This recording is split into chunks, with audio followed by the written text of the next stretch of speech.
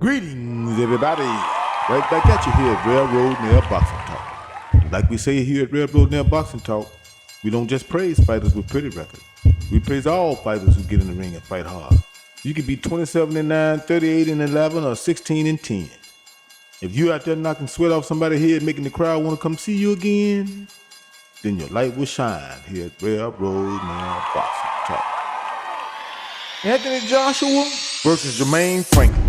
Let's talk about it, boxing fans. Like, we got Anthony Joshua standing at round about 6'7", muscles popping out everywhere. Look like a cartoon character. He done beat a lot of fighters, just intimidate them by his size. He beat Klitschko. He come in, he done beat a line of fighters in the UK. He had a possible fight with Deontay Wilder, but never did go through.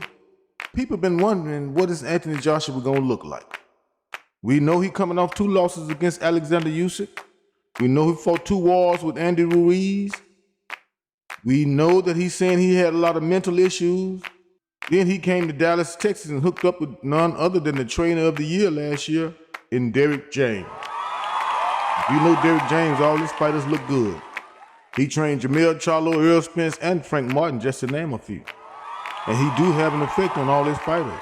All his fighters are good at switching up in the ring. They're good at listening to Derrick James. All his fighters are in good mental shape, physical shape, and they look good in the ring. Will Derrick James have that same effect on Anthony Joshua? Because Anthony Joshua have had a problem with hard counterpunchers in the past. Remember, Andy Ruiz stopped him in the first fight with hard counterpunching and grit. And that's just the type of fighter that Jermaine Franklin is. Jermaine Franklin is a hard counterpuncher. He fought Rydell Booker. Rydell Booker was more slick and more experienced than Jermaine Franklin, but I don't think he expected to be counterpunched as hard as he did. Also, Jermaine Franklin and Anthony Joshua have a common opponent in Dillian Whyte. Jermaine Franklin fought Dillian Whyte as an underdog, and people expected him to just be a washover, and he impressed a lot of people. And to me, that's where he got his name at, fighting Dillian Whyte, because he fought so well with hard counterpunching. A lot of people thought he won the fight. Can Anthony Joshua overcome the hard counterpunching of Jermaine Franklin?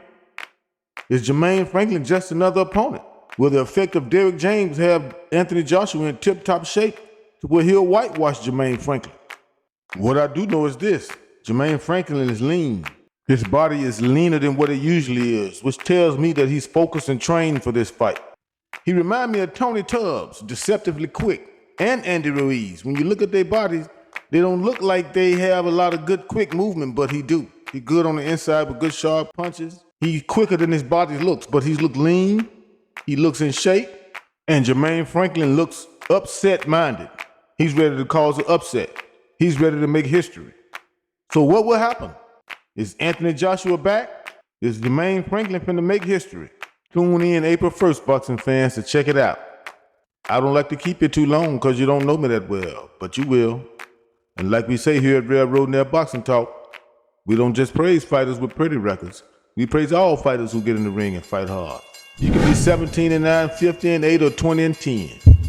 If you out there knocking sweat off somebody's head, making the crowd want to come see you again, then your light will shine here at Railroad Nail Boxing Talk.